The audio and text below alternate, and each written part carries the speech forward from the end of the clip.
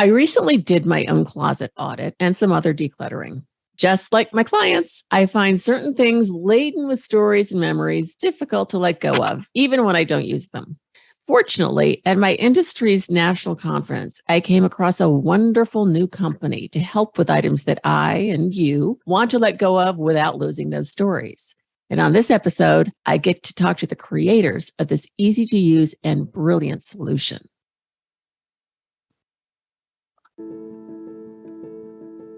Moving your mom or your dad or yourself isn't just about moving things from one place to another. It is much more complicated than that, as are so many things having to do with later life. How to Move Your Mom and Still Be on Speaking Terms Afterward provides in-depth conversations with professionals, older adults, and their family members who share their stories with warmth, understanding, and humor. I'm your host, Marty Stevens-Heebner, and here you'll find answers to many of your questions, as well as different perspectives that I hope will inform and inspire you.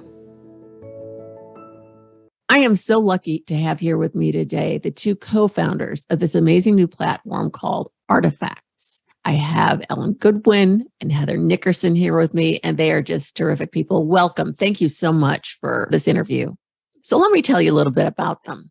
Prior to co-founding Artifcts, Ellen Goodwin served as Chief Solutions Officer of Noma, managing Noma's strategic client engagements and working to drive their product roadmap. Prior to that, Ellen served as an intelligence analyst with the Central Intelligence Agency, and she served for more than a year as a briefer to a cabinet-level official. Ellen holds a BA in Business and Economics from the University of Wisconsin-Eau Claire and a Master's of Public Policy from Duke University.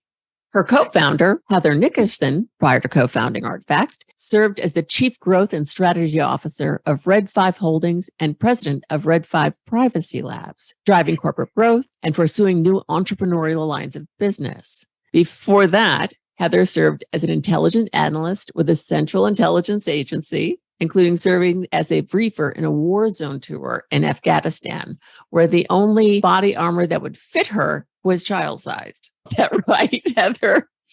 Heather holds a BA in International Relations from Brown University and a Master's of Economics from the London School of Economics. You have such impressive backgrounds. It's unbelievable. I'm going to start out with the first question I always ask. What's your favorite memory of your grandparents?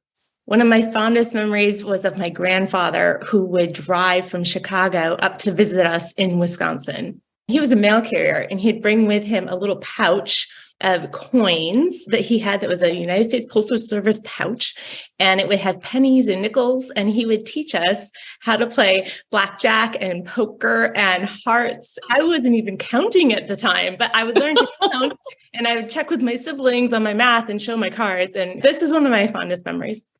That's so great. Thank you. And Heather, how about you? One of my favorite memories is of my mother's mother, who I called Nana. And Nana had a date bread recipe that she would bake every holiday season. And she would only ever bake this for the holidays. My mother tried repeatedly to replicate the recipe, but I don't think my Nana ever gave her all the ingredients, because my mother's bread was always really dry and Nana's was amazing. It was moist and delicious. And I think I probably ate half the bread in lieu of any other food during the actual holiday meal. It was awesome. I can still picture it to this day. And I wish I knew what actually went into it. Wow, and you're making me hungry. And that recipe, if you had it, would be perfect for Artifcts. Now, before I do anything else, let me say artifacts.com. It's spelled uniquely, ARTIFCTS. So there's no A in the facts part of Artifacts. We have the link to Artifacts on our website. It's just wonderful. I tried it out this weekend, and it is so easy to use. They have training videos on YouTube. I didn't need them. It was that straightforward. Now, what is the focus of Artifacts? What do you feel that it does for people? The goal of Artifacts, Marty, is really simple. It's to help people capture, preserve, and share their history, stories, and memories behind all their stuff. It could be kid art that your child or grandchild made, or it could be a priceless family heirloom. Right now, without artifacts, there's really no good way to connect the story, the history, the memory with the actual physical object. So we created a space where people can combine stories and stuff and connect with family across generations and really ensure that it all lives on in one place. That's so wonderful. Can you please explain how it works? What's the process? So we've tried to make it as simple as possible. There's 4 easy steps. The hardest one is choosing which object to start with first. What's hard? Really It was silly. hard. Yeah. And people are always like, where do I start? So pick an object, step 1. Step 2 is take a photo. You could also add audio or video, but start with a single photo. Step 3 is adding the story. It could be 5 words. My mother gave me this. End of story. It could be 500 words or more. I'm very guilty of writing those long stories. And then step 4 is you upload and save, and you're done. You've created your first artifact in 4 really simple steps. But there's so much more you can do after that. We've built in a ton of functionality, everything from QR codes to being able to export your artifacts to your home insurance policy or your estate plan, even the ability to add, what do you want to happen with this item next? Who's going to get it when you're no longer here? Or where's it going to go? So there's a lot you can do with your artifacts once you've created them and saved them to the platform. What's great in terms of sharing is you can keep them completely private. You can choose to share them with family members, friends, whomever you want to individually share them with. You can also, with certain artifacts, go public, especially with things that are related to history. One of the things you mentioned in the very beginning about our background with the agency and privacy and security is the only way you can live by that as a product is to say, leave it all private. And actually, it's private by default. You have to actually take action in order to share. And that's also why you can try it for free. Create 5 artifacts, see what you think. Heather and I both make a lot of our artifacts public so people can see and learn about us and about the product.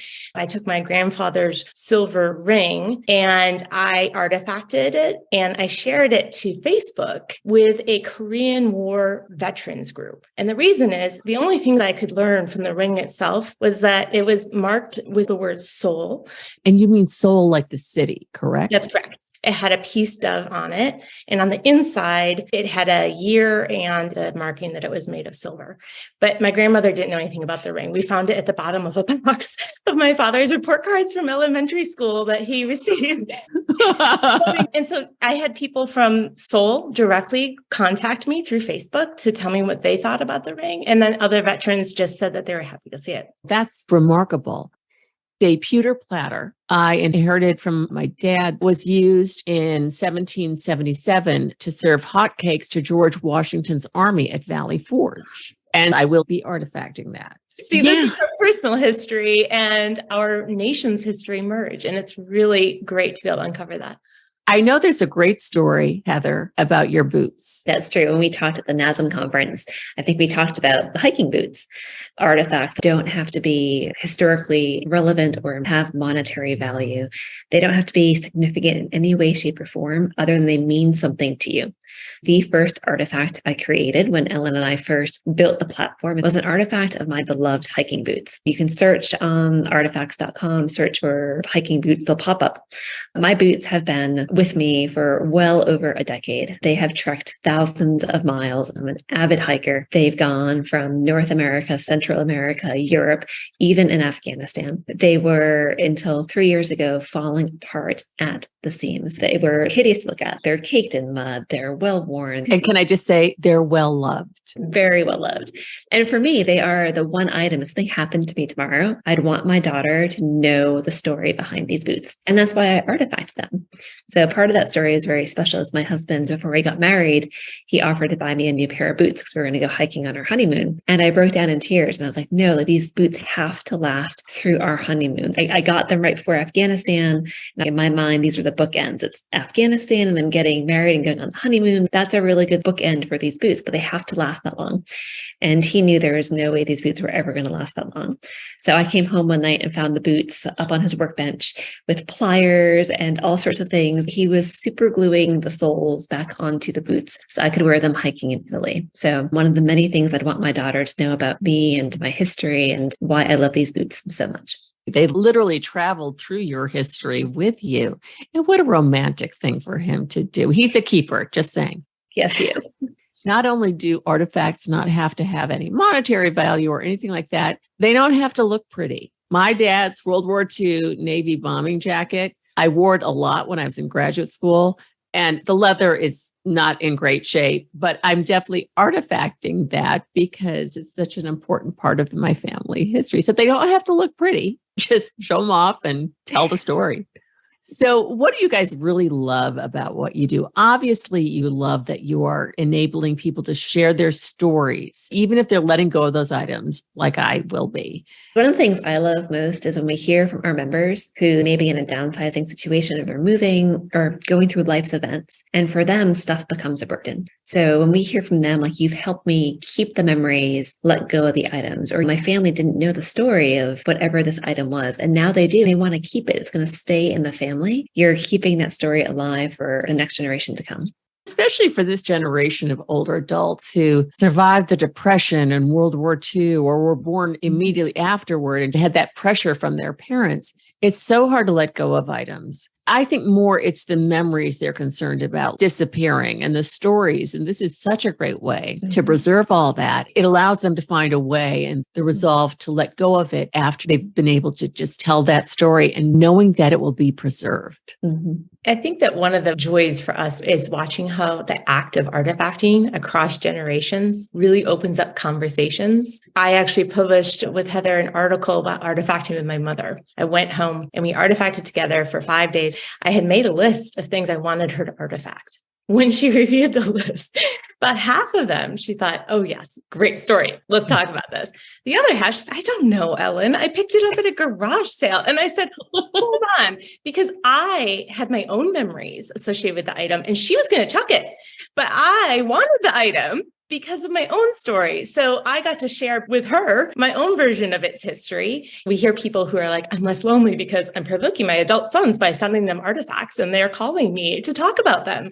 Or I've invited my granddaughter over to artifact with me.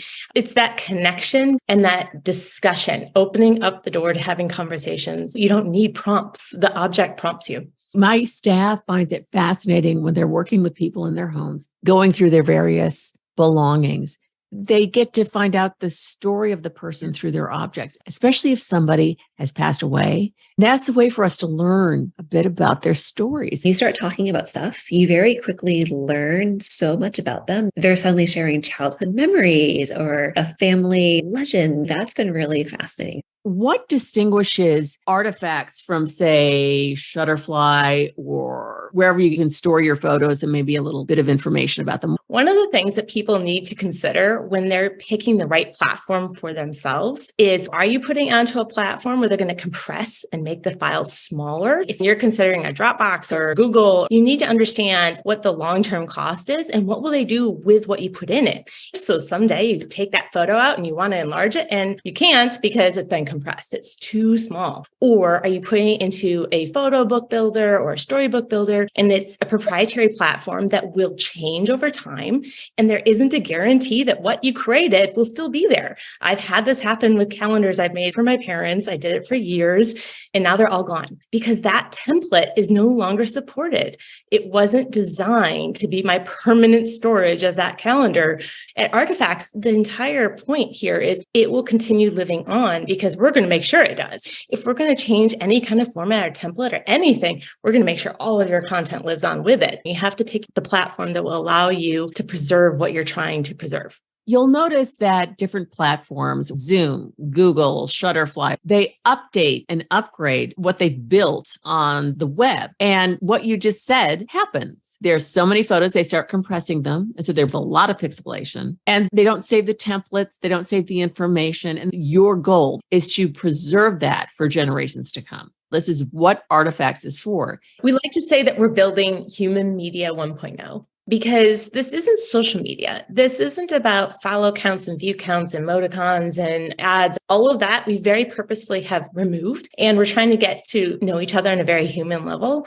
And that's what this enables, where you can build a circle of friends and you can share what means most to you and who you are. Also with the generations, they start to realize how much they have in common. That's right. You had mentioned how you can use these for your estate plan. And one of the things I talk about on every episode is please set up a plan. Set up a plan. It makes such a difference, not only for your loved ones as you get older, but also because you'll feel more secure. So let's talk more about involving artifacts in estate planning. Yes, we have made it super simple to allow you to use artifacts as you work through your estate plan or your will. It's a click of a button. You can export either an individual artifact or your entire collection over to your estate planner or your attorney. Also, when you go to create the artifact, if you know the value, you can enter that range in. You can also designate what happens to this object next. If you choose to bequeath it to someone, you can put the name in, their contact info. If you choose to donate it, you can even specify where you want the item to be donated. If you want it to be sold, one of the biggest questions sometimes is someone passes away and then what are you supposed to do with this stuff? That's what happened with my mother. She had an estate plan. That was the easy part. The hard part was on page 23 with all other tangible assets divided equally among 3 children. What do you do with that? It's been one of our goals to ensure that artifacts can help people in those situations, ensure that their stuff and their stories get passed down. Another feature we have is sometimes they may not know the value. If you're an Artifacts member, we have a really great feature called What's It Worth? And we've partnered with Heritage Auctions, one of the largest collectibles auctions house in the US. You click the button and you send the artifact information over to Heritage. And within 5 to 7 business days, they will send you back a valuation that helps you make a decision. The best part is rather than having that valuation get lost in an email, we custom built the integration so it's attached right back into your artifact. So you send them the artifact, they then a week later send you back the valuation. It's right in your artifact. That's right. This is a conversation that has to be had, and a lot of people aren't having it. This is in part why we have the field in the future. They're going to see it every time they artifact or they edit their artifact, and they'll remember, oh, what am I going to do with this? So first we want you to pause and think, what does this thing mean to me? And then maybe think about the future so that it becomes something that isn't a burden. It's a source of connection. It's a source of intergenerational wealth transfer. It can be so much more than an object. That also helps for insurance purposes. When you say insure tech, we're also working our way towards that. Are you underinsured? Are you sure that your homeowner's policy and any addendums actually cover what you have? If you lost that ring, you had a home fire, you can send these artifacts to your insurance agent and say, here you go, start processing the claim. It's so important to have that all documented because your insurance broker wants to get you compensated, but they have to deal with the behemoth they work for who doesn't want to have to deal with that. There are so many different kinds of people who can benefit from this. Family members, friends, possibly historical societies too. What do you guys think? We have yet to find someone who can't benefit from artifacts. We didn't expect artists to come calling because we thought artists would want to put their artwork where they could sell it. And all of a sudden we had all these artists coming to us. And why? It's because they could have a private portfolio where they're storing many versions. They're creating these pieces and attaching original documents to them. They're attaching the videos. And we even have folks using the QR code feature. Once you artifact, you can print a QR code and they're putting it on the wall in a gallery showing, or they're putting it into the certificate of authenticity. So you buy that photo, you can always scan the QR code and up pops the story of that photo that you purchased. So these kinds of unexpected things come up all the time. I did a story sharing event with the Daughters of American Revolution. These women who love heritage, family history, genealogy, a lot of them have hundreds of files on their computer about their genealogical research, but connecting the dots to understand this photo of the homestead goes with this gentleman and here's his documentation when he immigrated to the US, they're all separate files. Nothing's linking them together to convey this is the family story.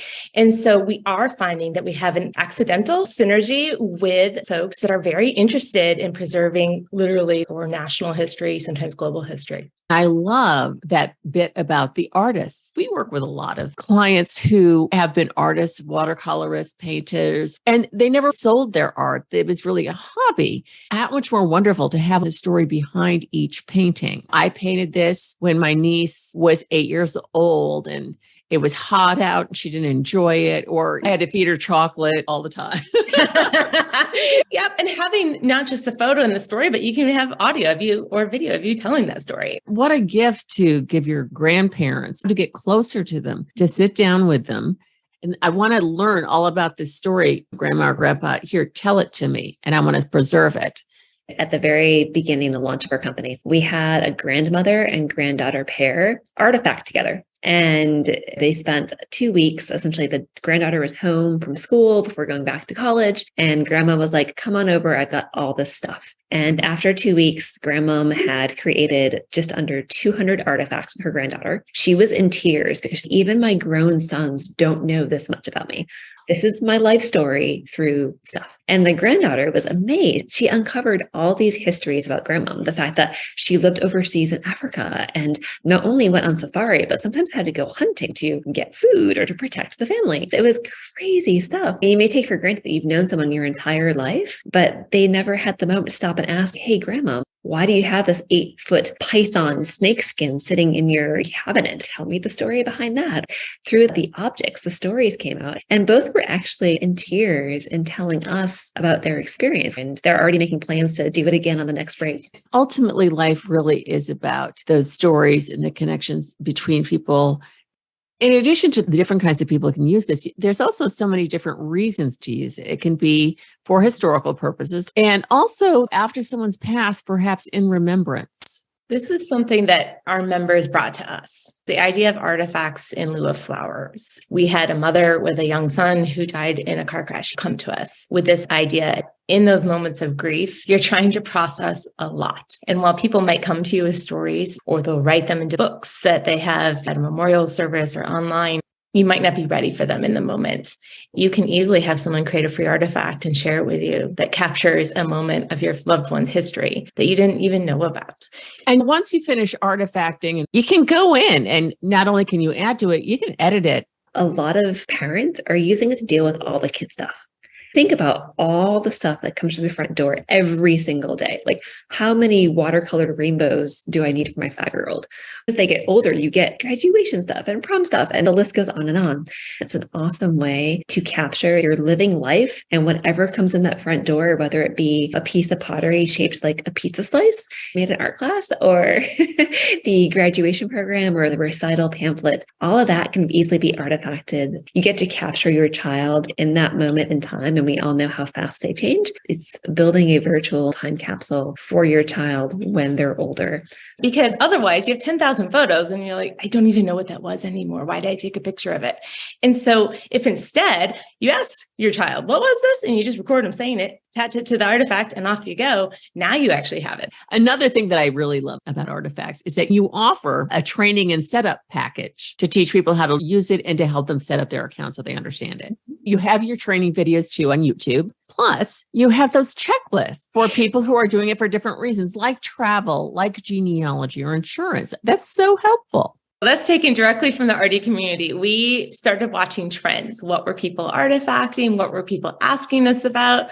And we just put them into checklists because so many of our folks that would write into us were saying, I know I can artifact anything, but can you give me a head start? Those ideas came straight from the RD community. The most important thing is just start doing it. Walk by your bookshelf, pick out something that means anything to you, and just try it. You'll see how easy it is, and it'll inspire you to keep going. They tell us, I finally did my first artifact on Monday morning, and then 10 artifacts later, I was late for my meeting, and I had to stop. And it just shows how wonderful it is to do and fascinating, the things you discover. And especially as you're downsizing and decluttering and finding that thing at the back of the closet and going, I didn't know where that was. So we had one of our members go through his own downsizing process, and he was going from a 3,600 square foot house all the way down to a 1,200 square foot condo. And in his artifacting process, he was able to artifact high school homecoming pictures and yearbooks and letter jackets and then all the kid stuff. And he was able to let go of the items and then take what mattered most with him to his new space, but then keep the memories of everything else and share it with his grown children and share it with his siblings. And it was this whole very good and positive process, which could have been in a really tough moment of having to like literally cut your living space in half. He made a really positive experience out of it with artifacts. Very cathartic for him too, I'm sure. It's the stories and the memories that we're concerned about losing. What a wonderful company you've created. Again, it's artifacts.com, ARTIFCTS, artifacts.com. Go check it out. It's just wonderful. Thank you both so much for joining me on this episode. It's been wonderful talking with you. Thank you so much, Marty, for having us. We really appreciated the conversation. Thank you so much for listening to How to Move Your Mom and Still Be on Speaking Terms Afterward.